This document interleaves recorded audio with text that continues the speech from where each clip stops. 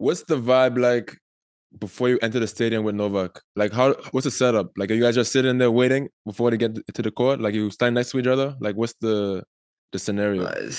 It was tough. I was so scared. So he's like, that's the old Fearnley coming back. It's all coming back to me. I like his like.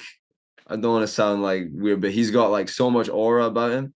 Like you kind of feel him. Like I didn't know where he was before the match. Like the guy was waiting. I was warming up, like taking some breath,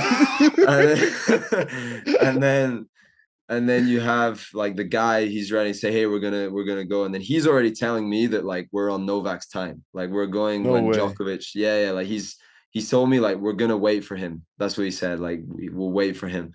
And I'm thinking like, center court Wimbledon, there has to be some kind of timing we're following here, you know, there has to be like some kind of thing. And then I walk out and I'm standing at like the gym. You kind of go down and you walk up the stairs and then you walk through and down the members bit, and I'm like standing a fucking maze. Yeah, literally a maze. Get lost in that place.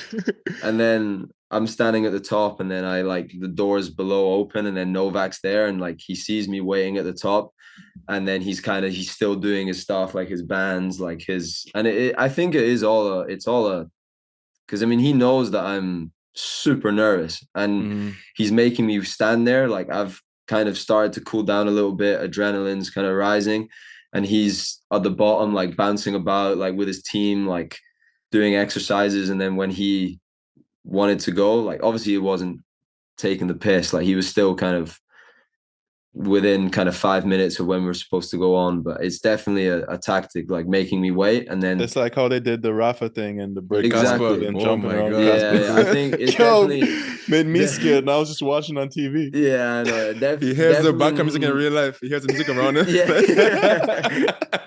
you feel like such a small like child, you know, like when he's doing all that stuff. I don't think it's as bad as Rafa for sure.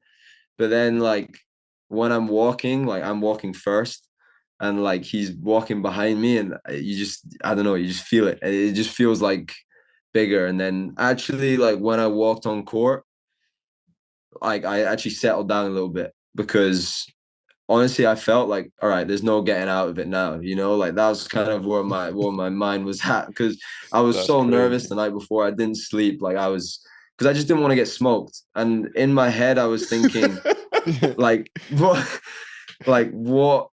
is it that like I haven't experienced yet in my tennis life that's going to be so different, that's won him 24 Grand Slams? Like I was thinking like, what am I going to experience out there?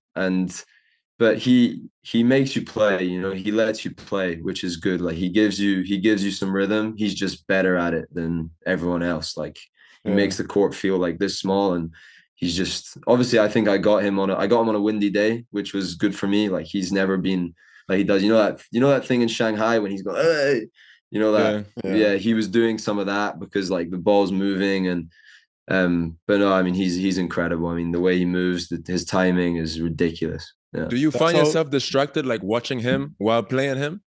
Oh, and when did that go away? Chill out, dog. No, that's a serious question, bro. I mean, first game, like I played like like on 15-40, I played a good point, and I go like backhand cross, and then he just steps in, laces one line. And then I'm thinking, all right, it's gonna be a long day for me, or like a quick day, long day, quick day. And then first game on my serve, I hit 2-second serves, because second serve's probably the shot that I get most nervous with, like hitting double faults. Like, so once I made my first 2 serves and he like ballooned some returns, I was like, okay, like if once I get my first game, I can kind of relax a little bit. But yeah, it's funny. Like I like tried to unload on 2 forehands, and he just kind of stood there and just like timed it like harder back at me. And I looked up at like, and I just started smiling. I mean, it's like I put everything I could into those forehands, and he just kind of stood there as if it was nothing, you know, like it was crazy.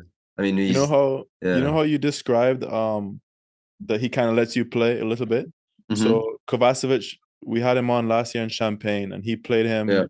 I think it was last year at the French, he played him, and he was saying the same thing. I saw that one, yeah. He was saying that you can kind of play against him, but he'll just move you around the court, and then you kind of feel like he has a winner, but he doesn't go for it, and he'll continue to build the point a little bit more. And then when he ends the point, it's like he's going to win it to the middle of the court, where you're off the court, and then he has a win in a safe location. And I don't know, maybe grass is not exactly the same as the clay, but would you have felt the same thing on the grass? I definitely felt the same thing. I think it's like, especially at the start of the match, like you're in rallies with him, and then you're thinking like, wow, like I'm in rallies, like he's gonna do something eventually. So you feel like you need to then over press, and then that's kind of how he draws errors from you. Like he makes like I said, he makes the court feel so small because he moves like a joke. And on grass, I mean, that's a huge thing, is movement. I mean, a lot of guys don't really know how to move so well. And only the Brits. Only that's the argument they say. I mean, the Brits just know how to move. And then but he moves a joke, but yeah, no, he lets you play. Like he just moves like bang, bang, bang. And then until you either miss, or like you said, there's a clear space for him to kind of hit a winner or come into the net. But one thing actually that he surprised me on was his first serve. Like his first serve percentage and his first serve spots were like, it's not talked about ever. Like his ground strokes and his movement are talked about, but I feel like his first serve isn't talked about a lot. And he hit, like, his first serve is like a joke. I mean, like placement, pace, like the way he problem solves is a joke. Like if, say, for example, I sit back on second serve return, he'll then just roll one short so that I'm like hitting it up like my feet. And then if I step in, he'll rock it like 115, like right in my body. And he's doing that all the time. And then if, say, I'm chipping a return, next point, he's wide S&V, like easy put away. Or if he's going wide, I start cheat over, then bang, tee, like straight away. Does he adjust that pretty quick? So like, quick, like this.